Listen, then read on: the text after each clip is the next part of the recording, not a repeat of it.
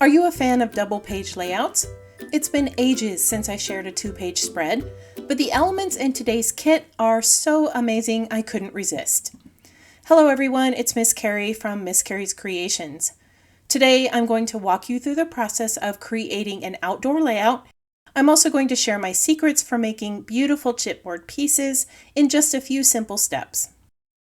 Let's take a look at the supplies we're going to be using today. I'm working with the Powerhouse kit from Not Just for Boys Kit Club. In my previous video, I shared the contents of the kit with you. These are the items that I have left over, and I'm going to use them to create a 2-page layout with a hiking theme. Not only am I using the items from the main kit, I'm also going to be using the Essentials kit. In the Powerhouse Essentials, there is a Tim Holtz measured stencil, some 6x8 Mr. Fix-It papers, and Mintay outdoor Chippies. As always, I encourage you to use what you have, but if you wish to create today's project, I've provided you with a list of the supplies in the description below. I don't normally create 2-page spreads, but our daughter captured some incredible photos of her and 2 brothers hiking.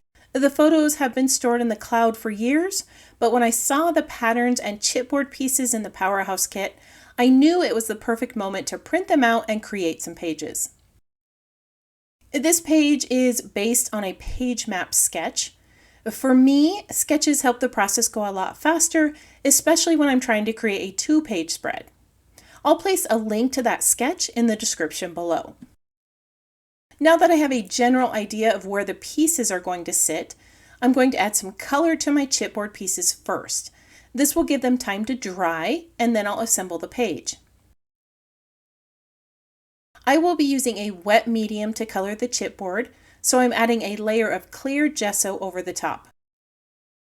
Most chipboard is basically compressed paper, and we all know what happens to paper when it gets really wet. Chipboard is usually pretty durable, but since I plan on adding quite a bit of water to these elements, I want the extra protection to make sure the chipboard doesn't expand or start to pile. I often refer to myself as a mixed media novice, but the truth is I create like I cook. If something has more than 10 steps, it gets tossed out. When it comes to mixed media, I prefer to keep things simple. Today, we're going to do just that. We're only going to be using watercolor pencils and ink to shade the chipboard. I want my chipboard to have a watercolor-like appearance to complement the foggy skies in the photos. As you can see, I've already started coloring the trees. I started with rustic wilderness, added peeled paint, and finished it off with twisted citron. Now, I know this looks like I'm just scribbling in a coloring book, but now that it's all filled in, I'm going to bring in water and blend this all together. I'm going to swish a wet watercolor brush back and forth across the tree, lightly blending the pigments together. The darker color will blend with the lighter hues in the center and create a gorgeous blend of greens. It really is that simple. We just blend these colors together and we've added shading to the trees. Depending on where you live, your mountains could have more of an earthy tone or a snow-capped, tree-covered hill. Here in Colorado, we have a combination of both. In the photos, the mountains have that lovely blue color because they're still covered with snow. I'm going to replicate that with prize ribbon, faded jeans, peacock feathers, and tumbled glass. As I brush these pigments with water, the tumbled glass is becoming a little lighter than I like, so I'll bring in a little bit more pigment. Instead of coloring directly on the chipboard, I'm pulling the pigment from the tip of the pencil. This is another simple way to use watercolor pencils. If you're not comfortable coloring directly with the pencils, you can use these like a watercolor paint pan and add colors to your images with the tip of the brush. Alright, I'm going to work on the signs next. I'm using walnut stain around the edges and vintage photo in the center. These signs are a bit smaller, so I'm going to pull the pigment directly from the pencil.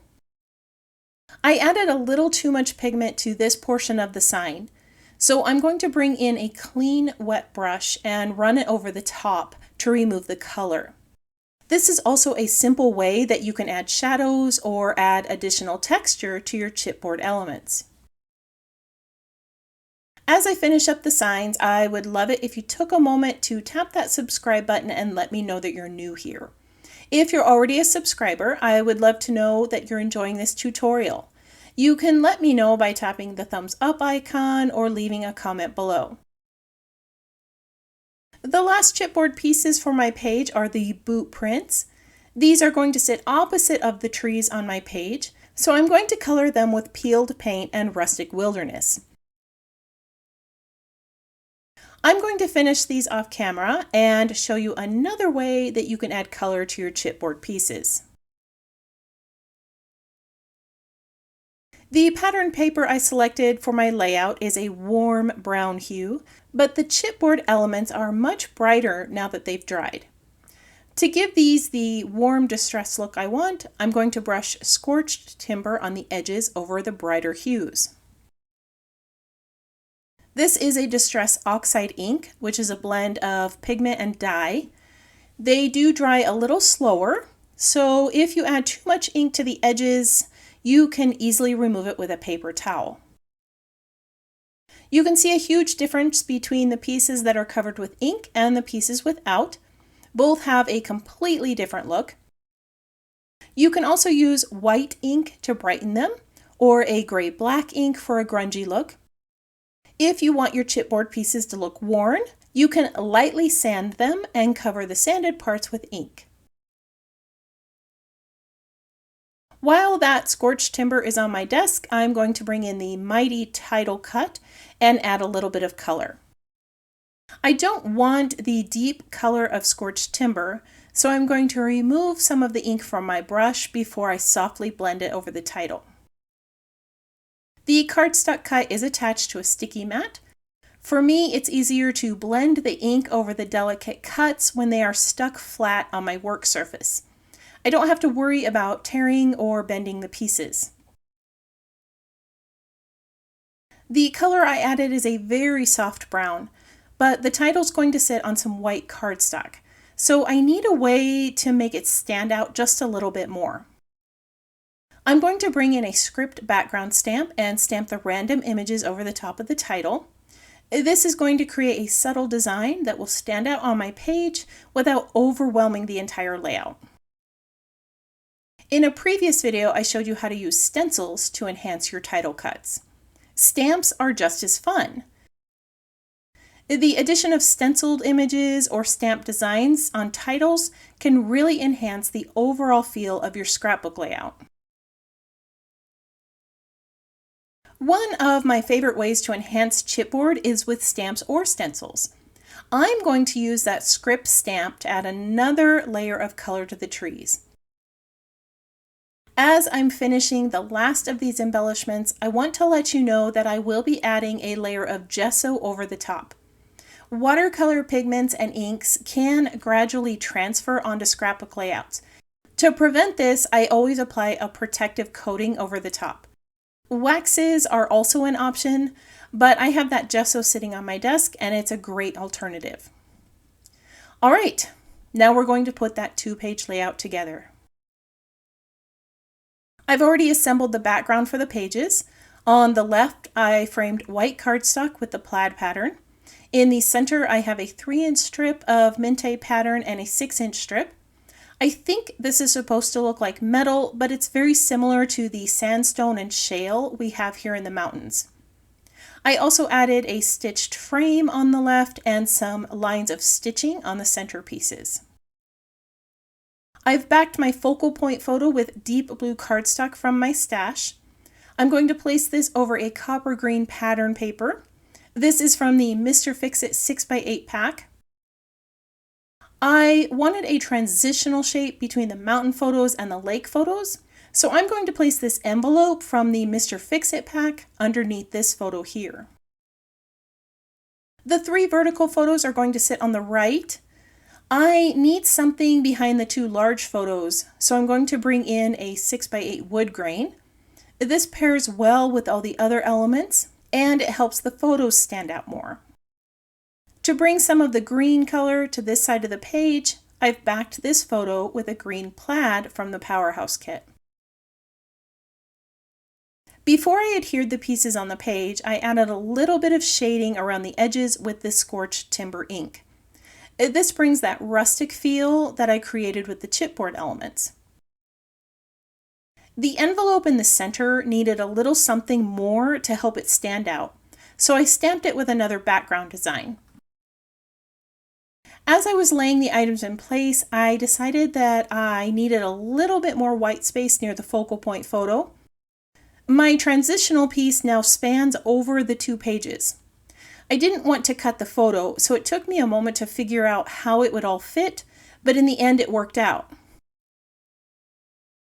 At first, I was going to let the vertical leg photo sit on this envelope, but it blends in with the transitional piece. So I decided to bring in a third green frame, and that's going to form a visual triangle of green on my page.